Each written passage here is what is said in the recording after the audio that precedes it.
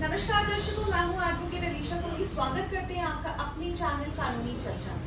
आज हमारे साथ बहुत ही खास मेहमान मौजूद हैं, joint director prosecution Shri Pawan Khajuria जी, और हमारे साथ मौजूद हैं रिटायर्ड सेशन जज सुभाष गुप्ता जी। तो जैसे कि आपको पता है कि हम जो है लॉ सीरीज चलाते हैं और उसमें हम नए नए टॉपिक्स पे डिस्कशन करते हैं, डिटेल डिस्कशन करते हैं। तो जैसे कि जज साहब ने अभी रिसेंटली 2 टॉपिक्स पर डिस्कशन की थी, हैंडकफिंग और रिमांड पे। तो आइए आज हम इन दोनों खास मेहमानों से जानते हैं कि भारतीय नागरिक सुरक्षा संहिता में क्या चेंजेस आए हैं इन दोनों टॉपिक्स को लेकर। रिमांड को जो कि पहले 167 था और अब नई जो है 187 है सेक्शन, और हैंडकफिंग जो कि नई सेक्शन 43 है भारतीय नागरिक सुरक्षा संहिता की। तो सबसे पहले मैं इनका स्वागत करूंगी। स्वागत है सर आपका। Thank you. सर, हमारे जो दर्शक हैं, जब आपने ये वीडियोस बनाई तो हमें बहुत सारी क्वेरीज आ रही हैं कि इसको थोड़ा डिटेल्ड में क्लियर किया जाए, क्योंकि हमारे जजेस, हमारे लॉयर्स, पुलिस इवन सबको ये लॉ दोबारा से पढ़ना है और उनको बहुत, और उसकी जो इंटरप्रिटेशन है उन्हें अभी समझ नहीं आ रही है। और ये जो हमारा कानून है भारतीय नागरिक सुरक्षा संहिता, ये लागू होने वाला है। तो आप 1 जुलाई को आप जी, हाँ, 1 जुलाई को तो एक हम खुशकिस्मत हैं आज, जहाँ हमारे दर्शक भी खुशकिस्मत समझेंगे अपने आपको। आज हमारे पास आप कह सकते हो एडवोकेट भी हैं, प्रोसिक्यूशन से भी हैं और जुडिशरी भी है।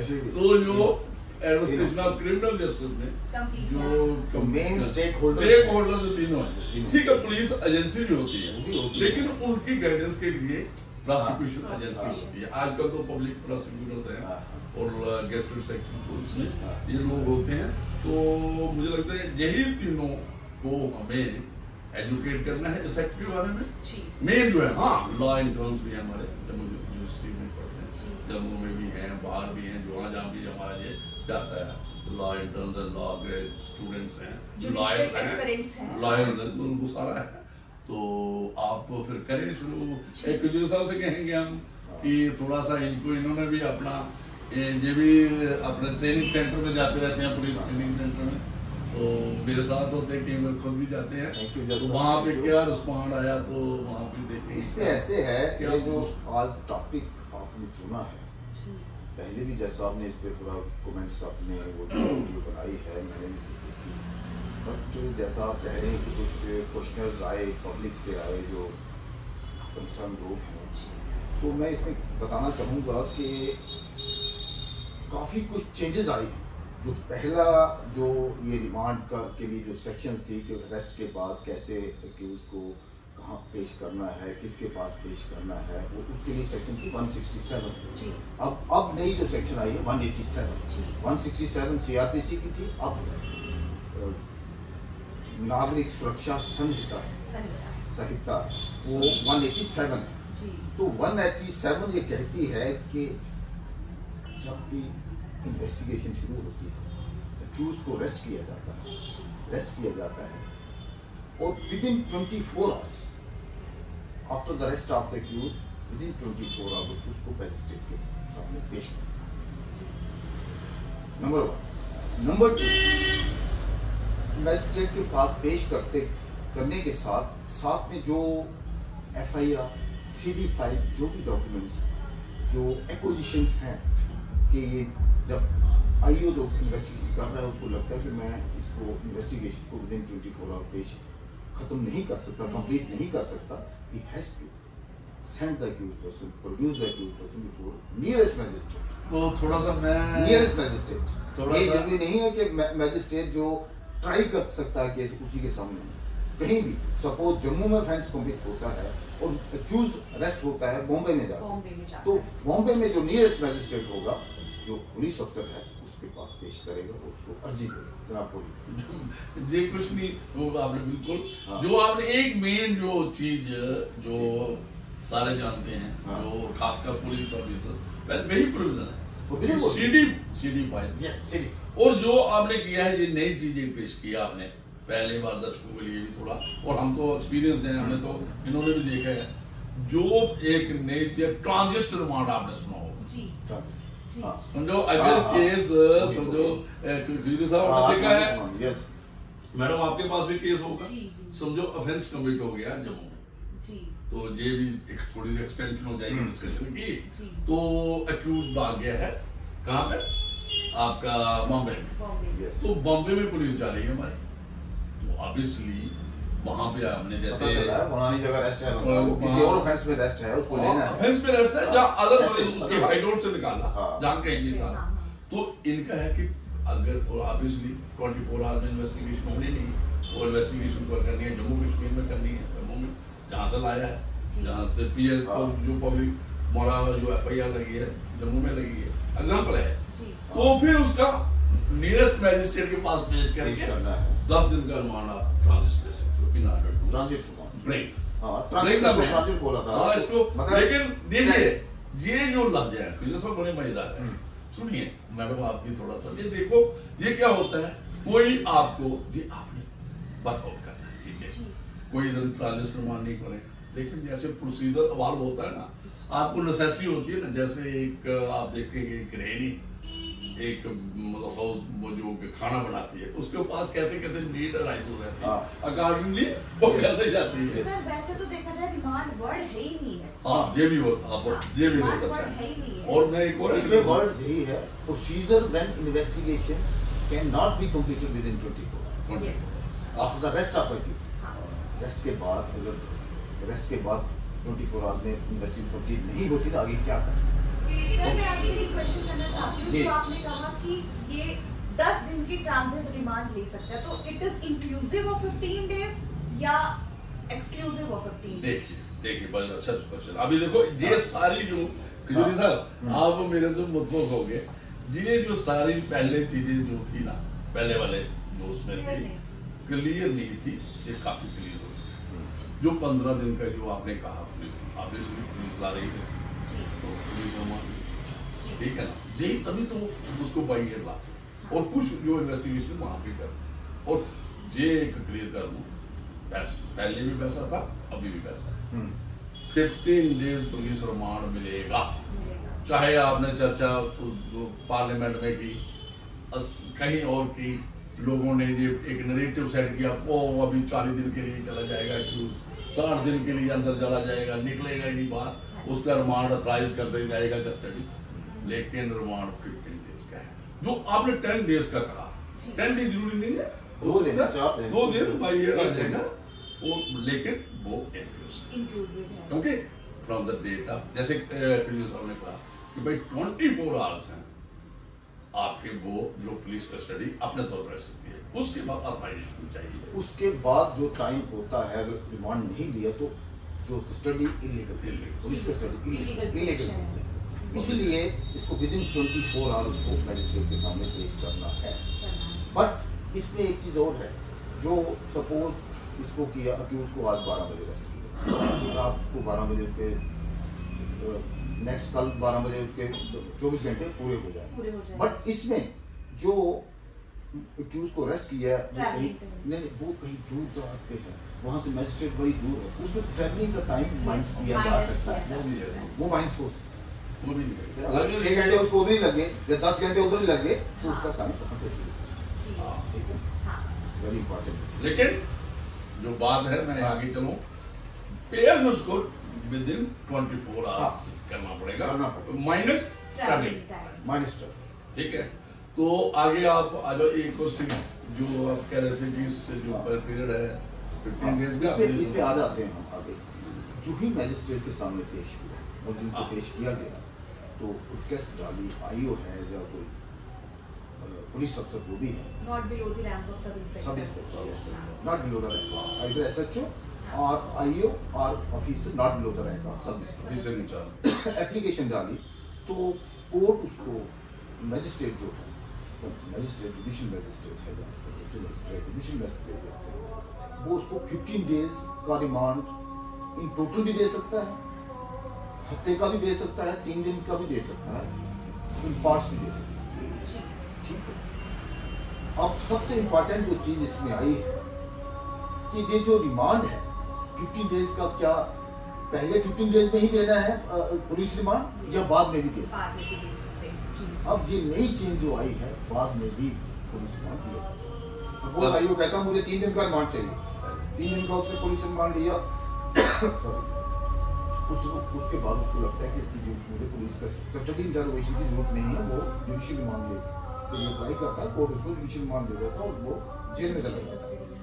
आफ्टर दैट 20 दिन के बाद उसको पता चलता है कि कोई ऐसा एविडेंस आ जाता है, नया एविडेंस आ जाता है जिसके साथ अक्यूज को कन्फ्रंट करना बड़ा जरूरी है, तो उसमें वो दोबारा उसका पुलिस रिमांड के लिए एप्लीकेशन दे सकता है और पुलिस रिमांड दे सकता है। सर इसमें ये सवाल बनता है कि जैसे हमने पहले भी बताया था कि अगर कोई क्राइम 10 इयर्स से बिलो है तो उसको जो है 60 डेज की टोटल जुडिशियल कस्टडी मिलेगी, और अगर अबव 10 इयर्स था, लाइफ इम्प्रिजनमेंट या डेथ पेनल्टी थी, तो उसमें 90 डेज था। तो अब जो ये नया हमारा बिल है इसमें मैं क्लियर करता हूं, इसमें ऐसे है मैम, पहले तो नॉर्मल था 60 days, within 60 days investigation complete करनी होती थी, और कुछ ऑफेंसेस थे जिसमें 90 डेज तक जा सकते हैं। अब सीधा क्लियर कर दिया है, अब जो नया कानून आया है उसमें क्लियर कर दिया है कि ऑफेंसेस जिनमें पनिशमेंट लेस देन 10 इयर्स है उसकी इन्वेस्टिगेशन है विदिन 60 डेज कंप्लीट करना, और जिसमें punishment more than 10 years up to death भी है उसकी इन्वेस्टिगेशन 90 डेज के अंदर, राइट।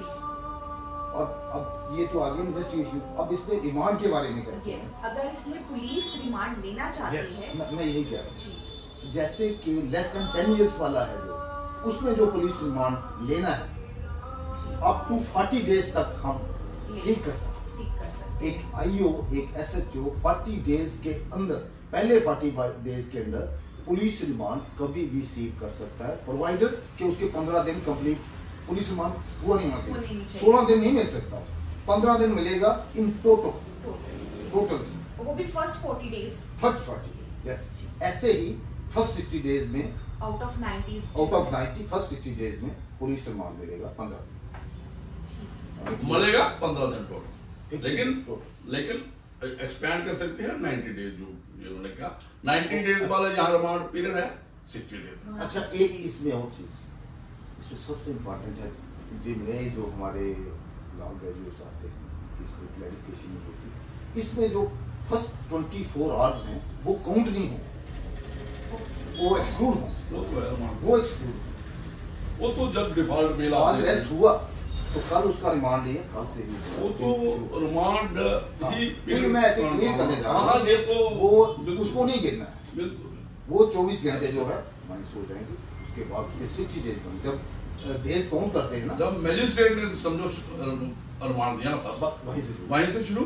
ये जो वीडियो साहब कह रहे हैं ना, ये कब होती है गिनती, ये पार्टन गिनती, एक तो जब इलीगल रिफाइनमेंट की कोई बात करता है, रामपुर की बात आती है, लेकिन मेन कब आती है जब डिफॉल्ट बेल की बात आती है, वो भी आपको प्रोविजन आगे मिलेगा, तो डिफॉल्ट बेल भी राइट बन जाता है उसका, वही चार्जशीट फाइल नहीं की, इन्वेस्टिगेशन कंप्लीट नहीं हुई है, तो अक्यूज्ड हैज अ राइट। तो जैसे आपको पता ही है, मैं जब आपने डिस्कस भी हो गया कि 90 डेज टोटल रिमांड हो जाता है खत्म, ठीक है। और वीडियो साहब के एक और आ गई कि भाई 24 बोर्ड वाले नहीं गिनने, फर्स्ट जब मैजिस्ट्रेट ने कस्टडी अथराइज की, तो उसके समझो 90 डे कंप्लीट हो गए या 60 डे कंप्लीट हो गए, जो भी आपने रेफरेंस दिया ऑफेंसेस की जो पनिशमेंट का, तो फिर उसका राइट बनेगा। लेकिन डिफॉल्ट बेल का भी कुछ सब बताइए कब ग्रांट करनी है, ग्रांट हो जाएगी, रिमांड आगे नहीं दे सकते, लेकिन सपोज हीनियस ऑफेंस है, उसको विदिन 90 डेज इन्वेस्टिगेशन कंप्लीट करनी है, 90 डेज तब जब अक्यूज अरेस्ट है, अगर उसकी बेल हो गई तो फिर उसपे फिर तो टाइम वो 2 साल 3 साल 4 साल फिर इन्वेस्टिगेशन में टाइम लग जाएगा, फिर कोई, बट अगर इसमें पर्सनल लिबर्टी का मसला है ना, नहीं, ये बात डिस्कस हो चुकी है, अभी आगे आओ, आगे ये है कि भाई मतलब ये मैं कह रहा हूं, मतलब 90 डेज के अंदर इन्वेस्टिगेशन कंप्लीट करने का मतलब यही है कि तब जब रेस्ट है, वो तो मैंने कह दिया ना, मैं ये कह रहा हूँ, मैं दर्शकों के लिए कह रहा हूँ, नए ये चीज हो चुकी है क्लियर, आगे चलो एक स्टेप आगे और चल रहा है, नेक्स्ट स्टेप वो पूछिए आप क्या, मैं बताता हूँ, आप जो अभी डिफॉल्ट बेल की बात, अच्छा डिफॉल्ट बेल पे मैं बात ही डिफॉल्ट जैसे कि जो right within 90 days investigation complete नहीं हुई police fails to Produce produce the the charge sheet before the magistrate, उसमें उसका राइट बन जाता है, उसका राइट बनता है कि उसका राइट बनता है, और जब वो रिमांड के लिए जाते हैं उसके पास, तो कोर्ट उसको बताएगा it is your right, fundamental right, you can apply for bail. मैं वो अप्लाई करूं करें, ऐसे उसको ये नहीं है विदाउट एप्लीकेशन उसको बेल के लिए छोड़ना है, वो उसको उसका राइट बताना है कि तेरा राइट है, you can apply for bail, वो देगा। अगर वो छोटी बेल बॉन्ड, अच्छा कुछ ऐसे आप प्रोसिक्यूशन से हैं, आपको लगता है कि अभी भी माइंड आपका प्रोसिक्यूशन की तरफ चल रहा है, राइट? तो क्योंकि एडवोकेट भी हैं, बातें हैं, देखिए राइट क्या है, क्या मुझे बताइए आप। मैं बहुत बार कहता था रिमांड का, क्या आप जैसे आपने बात की क्या 91 डे का रिमांड ले सकते हो, जब 61 डे का, तो मुझे बताइए, मैंने जो एप्लीकेशन देखी जो प्रोसिक्यूशन की आती थी मेरे पास, तो फिर वो रिमांड मांगते थे। सुनो मेरी बात, आगे सुनो, मजेदार बात है। मैं कहता था उनको लिखो अपनी रिमांड एप्लीकेशन में ये पीरियड हो चुका है, 60 90 हो चुका है for passing of appropriate order.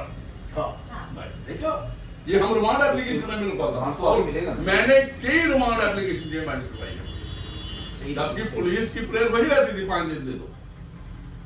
ये इंटरेस्टिंग मामला है मैडम, ये कोई ये हम एक्सपीरियंस से गुजर चुके हैं, हम प्रैक्टिकल बंदे हैं।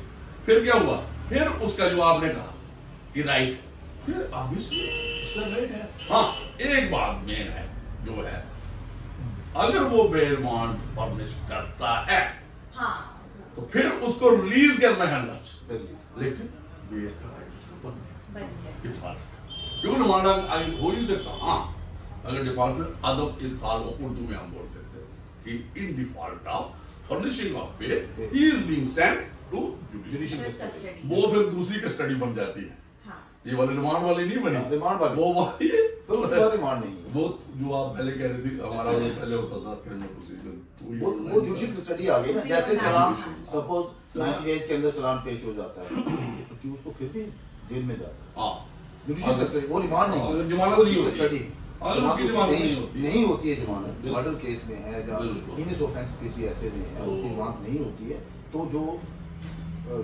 जेल में जाएगा, जुडिशियल कस्टडी में जाएगा, वो जुडिशियल कस्टडी मान जाएगी, उसको रिमांड। तो मुझे लगता है काफी मैडम इस पे डिस्कशन पर हैंडकफ में बात करेंगे नहीं, इस पे आगे आते हैं। अब ये रिमांड के सामने तो पहले अपने उसने बताया है कि अब एक एग्जेक्टिव मैजिस्ट्रेट के पास भी आता है, आता है, उसको कितनी पावर्स है? बिल्कुल, executive magistrate can ground remand of 7 days, 7 days, और and that is judicial remand.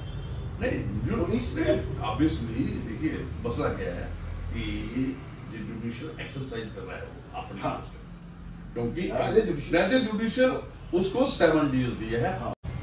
जो मैडम बात कर रहे हैं ना वीडियो साहब की कि जुडिशियल मैजिस्ट्रेट जो एक्सरसाइज, वो जुडिशियल एक्सरसाइज करता है जुडिशियल, मतलब जो मैजिस्ट्रेट एग्जीक्यूटिव मैजिस्ट्रेट जो रिमांड देगा या कोई भी एक्सरसाइज करता है वो जुडिशियल मैजिस्ट्रेट करता है, और रिमांड किया है, बाकी है executive magistrate all the times जो उसके पास। तो आगे ये जो 7 days का टाइम आपने कह दिया कि भाई 7 days से एक्सीड नहीं दे सकता,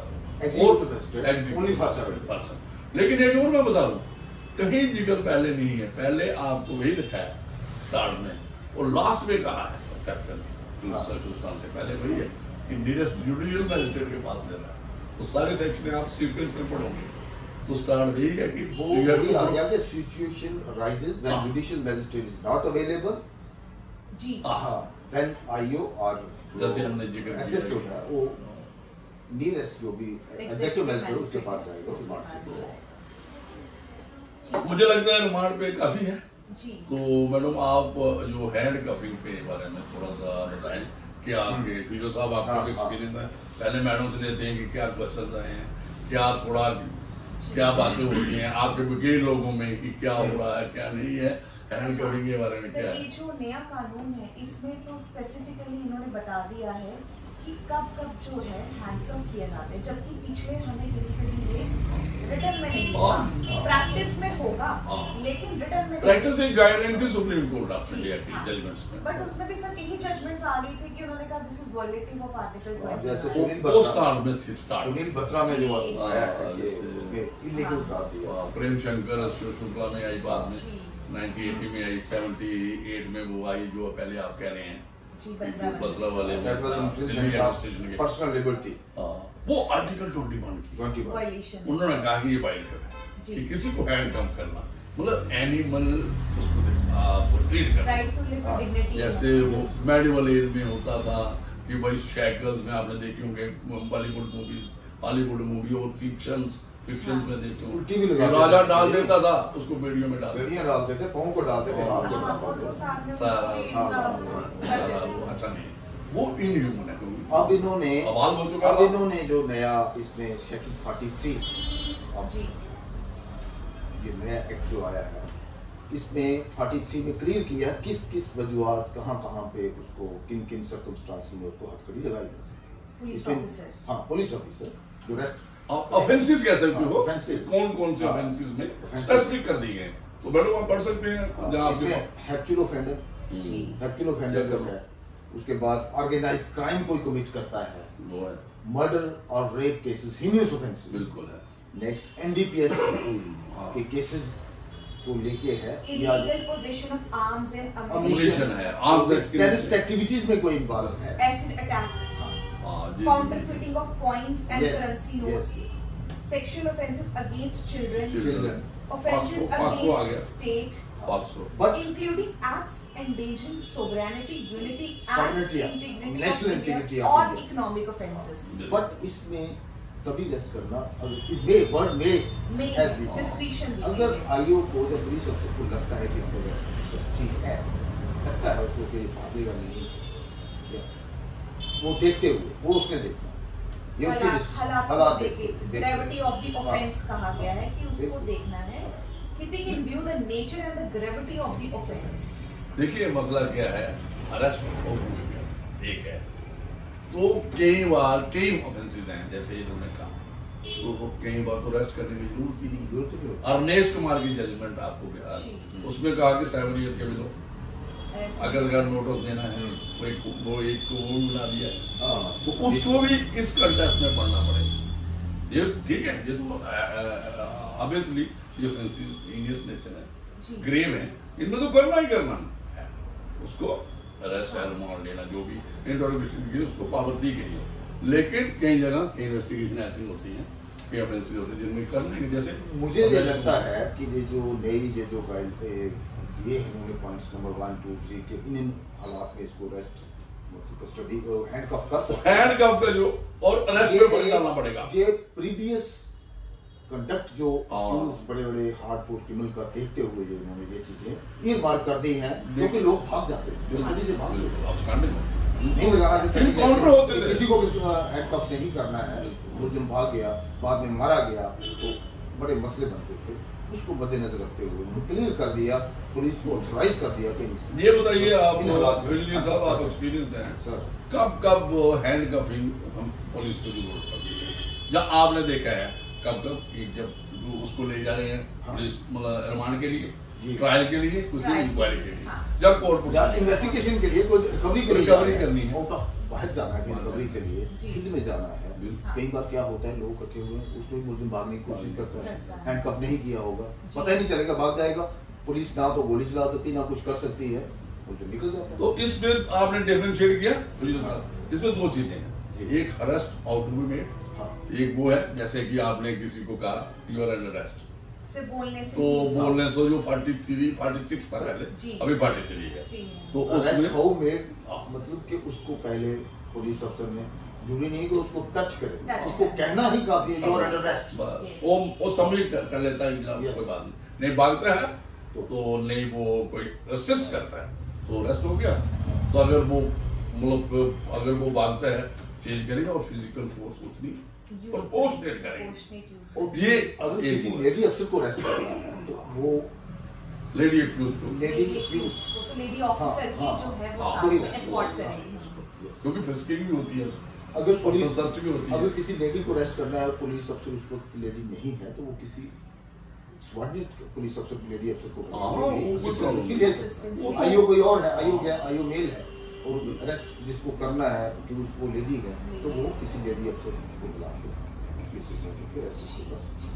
एक और सिचुएशन आपने आपकी नजर में होगी, और जो सनसेट हाँ, तो उस सिलसिले में उसको परमिशन देनी है पहले मैजिस्ट्रेट से, अगर उसके अलावा वो बाद में करना चाहते हैं, रात को ही रेस्ट करना रात को जरूरी भी है, जरूरी है in the interest of justice and investigation कि उसका एविडेंस डिस्ट्रॉय ना हो जाए, उसको रेस्ट रात को ही करना है। तो अवॉइड कर सकती है, भाग सकती है, भाग सकता है, कुछ भी हो सकता है, तो उसको मैजिस्ट्रेट से एप्लीकेशन देके परमिट, लेकिन असिस्टेंस आपने वुमेन की ही लेनी, वुमेन पुलिस ऑफिसर की लेना पड़ेगी, वो लेनी पड़ेगी, वो व्हाइल मेकिंग अरेस्ट। तो ये भी एक बात आ गई।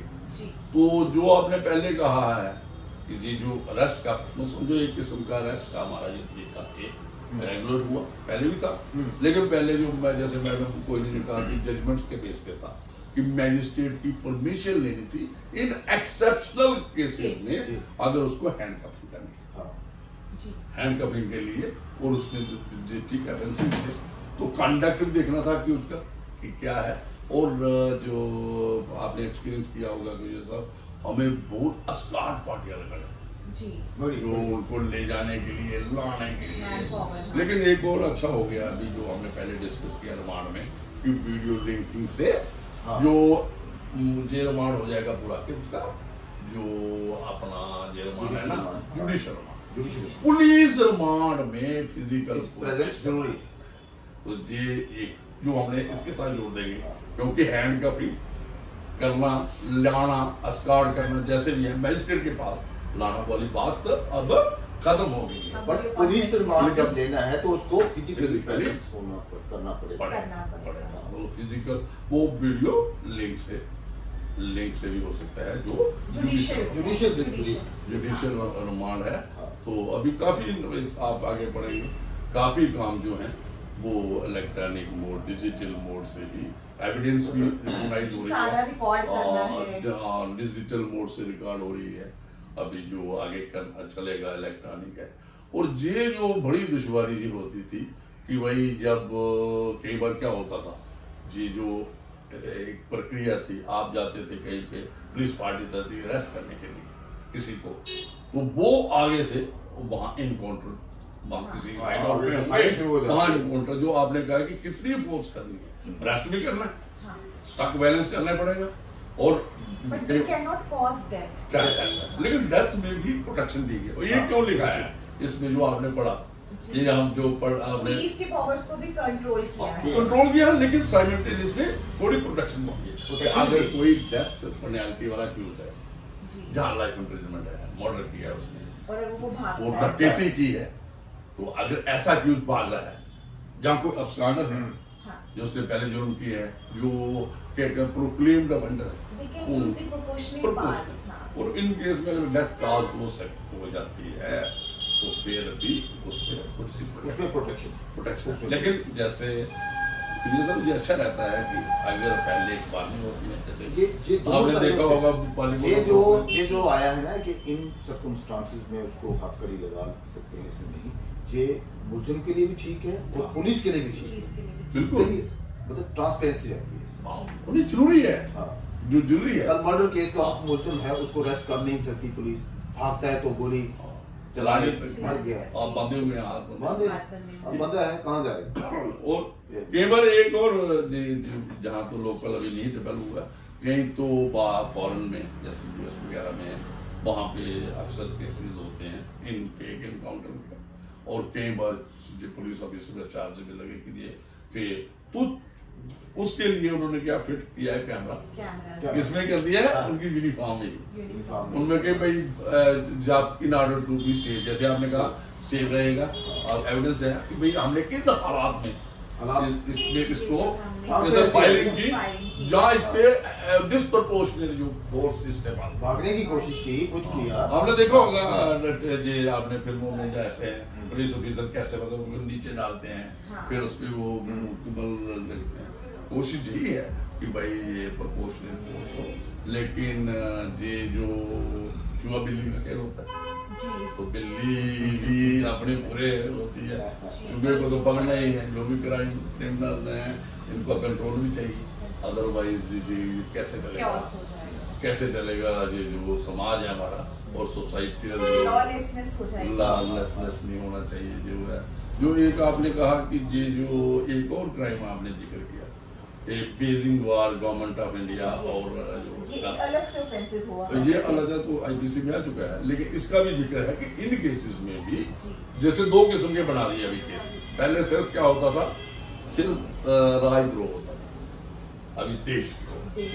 जो कितना मजेदार किया, डिफरेंशिएट किया कि गवर्नमेंट के खिलाफ वो भी ऑफेंस है, वो पहले भी था, लेकिन देश के नेचर के खिलाफ और उनको दिया है कि उन लोगों को एंड कर सकते हो जो देशद्रोह करते हैं। मतलब कोई भी बड़ा अच्छा आपने कहा कि राजद्रोह था पहले, अब देश मतलब एक आ गया अगेंस्ट सॉवरेंटी, आपने पढ़ा ना, आप पढ़िए, सॉवरेंटी इंटीग्रिटी है unity of India, not against.